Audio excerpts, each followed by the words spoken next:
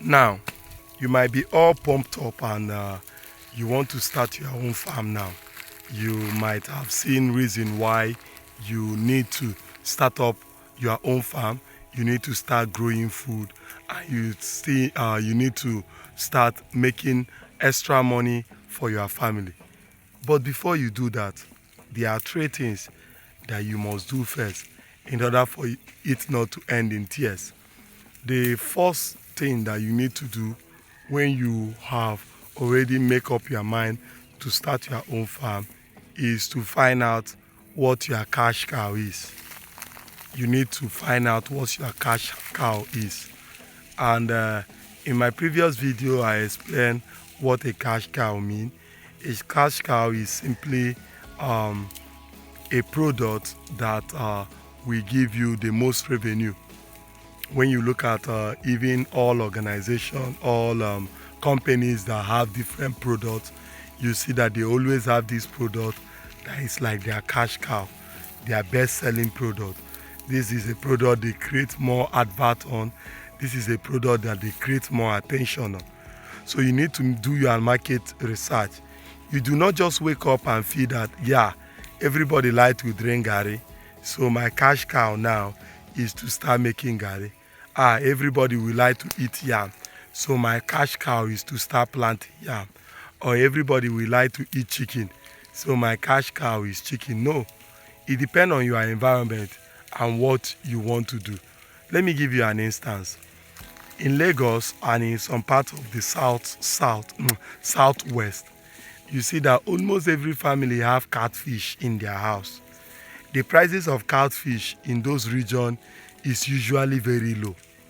But when you come to the north here, you see that catfish is, because we do not have so many rivers and we do not have so many sources of getting fish, catfish is usually at the high side here.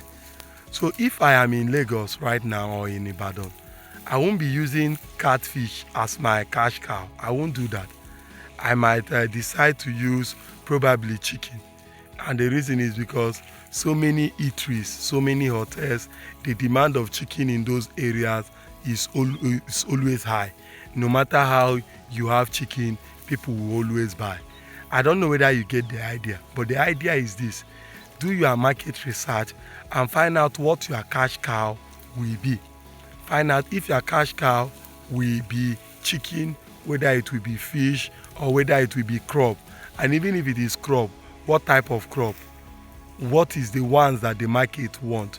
Go out there, don't be lazy. Go out there and do your research. Even when you were in the university, before you were awarded your BSc, you have to go out on a project, and you did that. So now you want to start a farm, and we say just go out and do a little research to find out what people really need in your location, how much they are willing to buy it. Come back and see what will be your production cost, and you are feeling lazy about that. If you are trying to feel lazy about that, then there is no need you trying to start your own farm. And the number two thing you need to do when you are now ready to start up your own farm is to start very small. See, no matter how lucrative any business is, it also has its own disadvantages. So you need to start very small.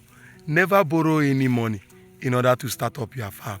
Don't do that, because it will end in premium tears. Use the little capital you have to start. If you want to start a 1,000 capacity fish farm and you do not have the money, start with 100. There is no shame at all. It is a marathon, not a sprint. It is not a 100-meter sprint. It is a marathon. If you are planning to do this on a long time, so why are you rushing it?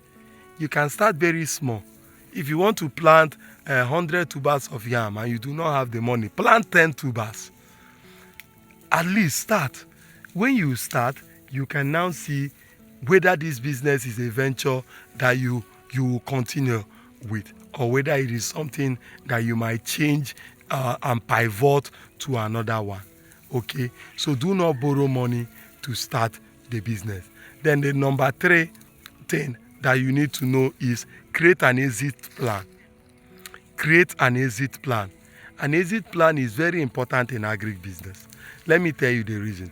The reason is because off-takers and middlemen will mess you up. No matter what your cash cow is, if you do not create an exit plan on how you market and sell this, off-takers will usually wound you. Now, let me give you an example so that you understand the exit plan strategy.